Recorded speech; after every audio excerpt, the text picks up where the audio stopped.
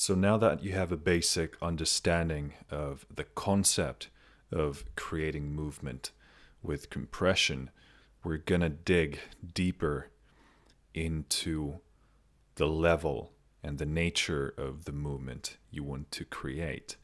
Now, in the previous video, the examples I used were, of course, quite drastic. But in this video, I'm gonna show you that we can have anything from drastic to subtle. And that's really the art of compression. You can do either one of those things and anything in between. And depending on what instrument you're processing and what sort of effect do you want to create, you're going to choose your compression ratio based on that. Now, as you're going to see, it's not only a question of ratio. As you change the ratio, you have to change your threshold and your attack and release. All these parameters play a part in defining your final compression tone and compression sound. So let's get into it. So I'm going to start off by using the FG red first. When you are choosing your ratio, that determines the amount of compression, but your threshold plays a big part in that. Now, as we touched on earlier, the threshold determines the limit of how loud something needs to be in order to trigger the compressor. So a big part of that movement generation comes from defining the input, what is actually going to tell the compressor when to do its thing. So you might have a high ratio, but if your threshold is set in such a way that only the very loudest peaks get compressed, you're only going to have that compression on those things. Now, if your threshold is cranked all the way up and everything gets compressed, then you're going to hear that on everything. So I'm going to demonstrate that. So in the previous video, the ratio was cranked up, and this is where the threshold was set roughly. So that sounds like this.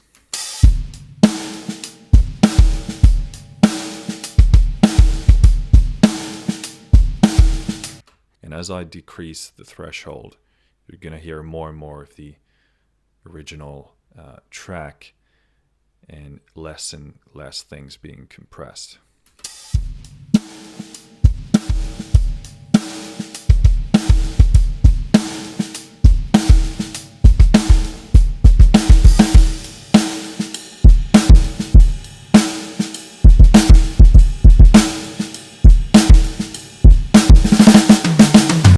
So let's do that again and look at these meters. As I bring the slider down, you're going to see that less and less things are actually being compressed.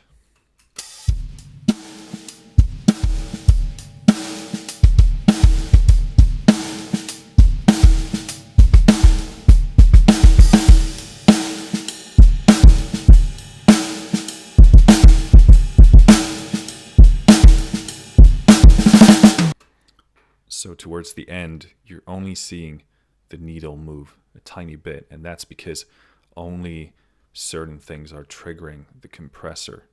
So as certain sounds go above the threshold, they're going to be compressed with the ratio that we have selected here.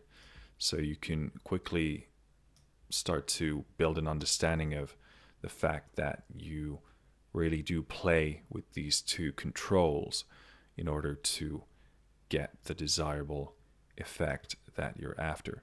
I'm gonna play this clip again and decrease the ratio as we go, and you're gonna hear less and less of compression.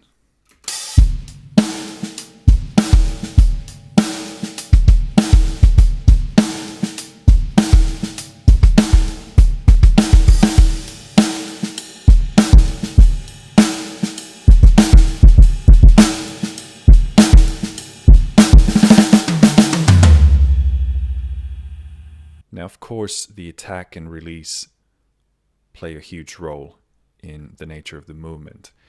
As we touched on earlier, if the release is fast, you're going to hear a lot more of that pumping, a lot more of that movement. And as you set the release to be slower, the audio is always going to sort of stay under control because the compressor isn't releasing its hold as fast. And the attack is going to determine how quickly the compressor starts to do its thing once a sound has gone above the threshold. So hopefully you can start to build an understanding of how all of these controls play an integral role in defining what sort of movement you're going to get from your compression. And hopefully with this you can understand that you can create anything from subtle movement and subtle control to drastic and aggressive. You can do anything in between.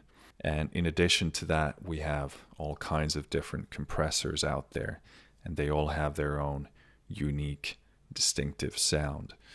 So there's a lot to play around with, most definitely, and I hope you get your hands dirty.